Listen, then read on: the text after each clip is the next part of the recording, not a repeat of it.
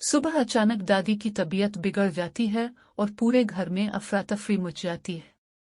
इरा और कामयाब फौरन दादी को अस्पताल ले जाते हैं, मगर अस्पताल पहुंचकर ऐसा इंकिशाफ होता है जिसकी किसी को तवक्को नहीं होती।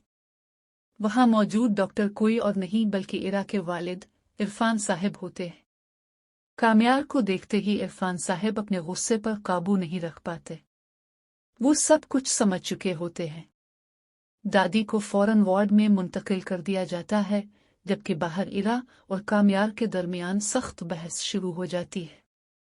इरा साफ लफ्जों में कह देती है कि कामयाब के रोई ने सिर्फ इसे ही नहीं बल्कि पूरे घर को ज़हनी अजियत में मुब्तला कर दिया है। इसी दौरान इरफान साहब मुदाखलत करते हैं और कामयाब को तंबी करते हैं कि अगर तुम इरा के साथ इस रिश्ते को निभा नहीं सकते तो इसे मजीद उलझाने का तुम्हें कोई हक नहीं।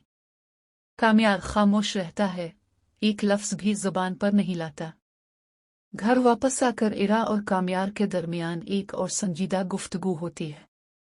इस बार इरा बिल्कुल दो टोक अंदाज में कहती है कि अगर तुम इस शादी को जारी नहीं रखना चाहते तो साफ साफ बता दो, मैं किसी पर जबरदस्ती मुसल्लत होकर नहीं रहूंगी। ये बात कामयाब के लिए किसी सदमे से कम नहीं होती। दूसरी तरफ नफीसा और फरीहा अपनी अलग साजिशों में मसरूफ होती हैं। नफीसा का ख्याल होता है कि इरा ने घर का सुकून बर्बाद कर दिया है, जबकि फरीहा इसे अपना मौका समझती है कि वो कामयाब को दोबारा अपनी तरफ माइल कर सके। फरीहा जानबूझकर कामयाब के जहन में गलत ख्यालात डालती है और नफीसा घर में इरा के खिलाफ दबाव बढ़ाना शुरू कर देती है। इरा दोनों तरफ से तन्हा होती चली जाती है। एक रात इरा दादी के कमरे में बैठी होती है। दादी इसे समझाती हैं कि जिंदगी के फैसले गुस्से में नहीं लेने चाहिए, मगर इरा के लिए अब सब्र की हद खत्म हो चुकी होती है। वो फैसला कर लेती है कि अगर कामयाब ने अब भी वाज़े मौक़िफ़ इख्तियार न किया तो वो खुद अपनी जिंदगी का रास्ता चुनेगी। अगली सुबह इरा घर छोड़ने की तैयारी करती है। कामयाब उसे देखता जरूर है मगर रोकने की कोशिश नहीं करता। इरा जैसे ही घर से बाहर निकलने लगती है, अचानक इसके कदम लड़खड़ा जाते हैं। आंखों के सामने अंधेरा छा जाता है और वो जमीन पर गिर पड़ती है। कामयाब घबरा जाता है और बगैर वक्त ज़ाय किए इरा को फौरन फलक के पास अस्पताल ले जाता है। अस्पताल में इमरजेंसी चेकअप किया जाता है और कामयाब बाहर शदीद परेशानी में इंतजार करता रहता है।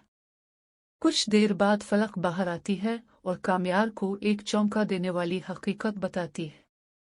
वो कहती है कि इरा बेहोश इसलिए हुई क्योंकि वो हामिला है। ये सुनकर कामयाब खुश भी होता है और हैरान भी। इसके चेहरे पर उलझन साफ झलकने लगती है। इसी लम्हे इसे एक पुरानी रात याद आती है, वो रात जब नशे की हालत में वो इरा के साथ एक ही बिस्तर पर सो गया था। अब कामयाब को सब कुछ समझ आने लगता है। जो खबर कामयाब के लिए खुशी का सबब बनती है, वही फरीहा और नफीसा के लिए खौफ की अलामत बन जाती है। दोनों को डर होता है कि अगर ये बच्चा दुनिया में आ गया तो कामयाब हमेशा के लिए इरा का हो जाएगा। यही खौफ उन्हें एक खतरनाक फैसले तक ले जाता है। वो इरा के इस बच्चे को खत्म करने की साजिश करने लगती है।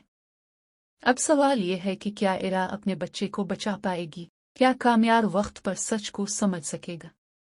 अब फिर फरीहा और नफीसा अपनी चाल में कामयाब हो जाएंगी।